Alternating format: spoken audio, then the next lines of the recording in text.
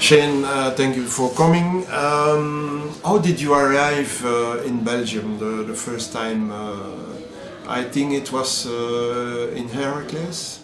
It's actually my second time in Belgium. The first time I came having played some time in France, and an opportunity arose to work at Heracles and also do some youth training at Demaret. So I took that opportunity, spent 8 years in and around Belgium, and then went back to New Zealand for some personal reasons, and at that time I got offered the New Zealand men's role and to coach the Black Sticks, and so I took that on, and then when my tender finished after the London Olympics, my partner, which is a Belgian girl, is one of the main reasons for coming back to live in Belgium.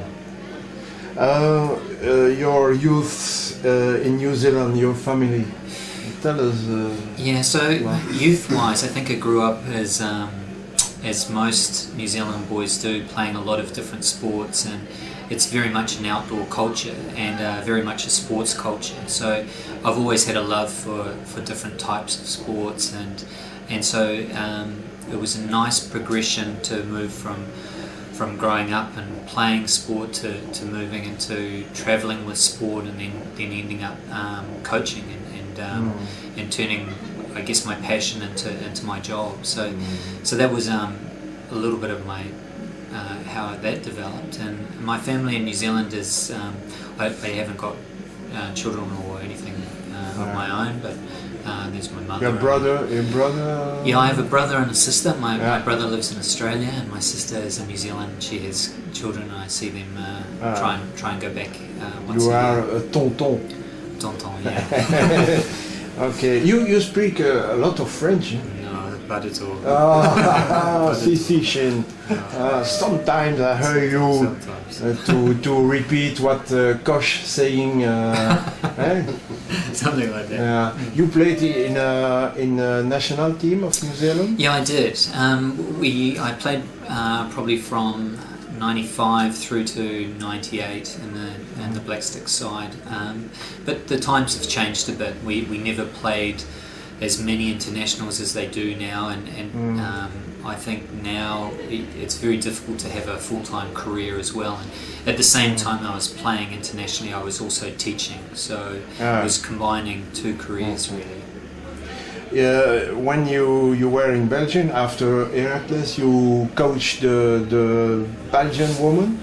It was during that time, and it's been interesting coming back and seeing the growth in not only the men's but also the women's.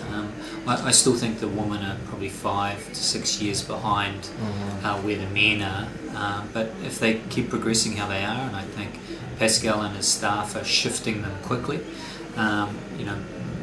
by the next Olympic cycle I think that they would have made some more progress and maybe make that next step that the men have obviously made already.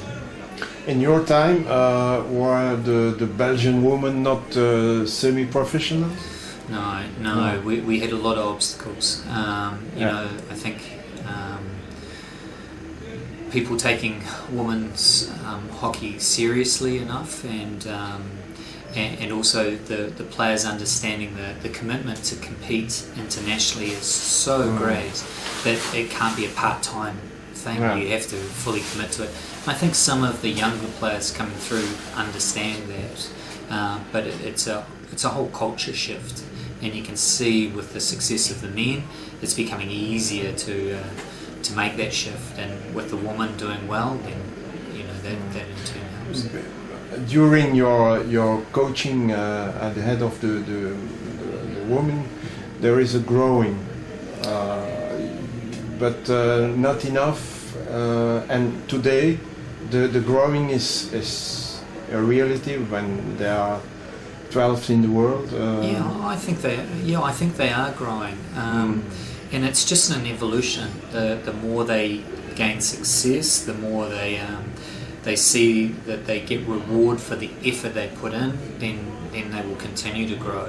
I think in the world of women's hockey, there's certainly opportunity to shift, and I think Belgium over the next few years will shift, and I think they'll go.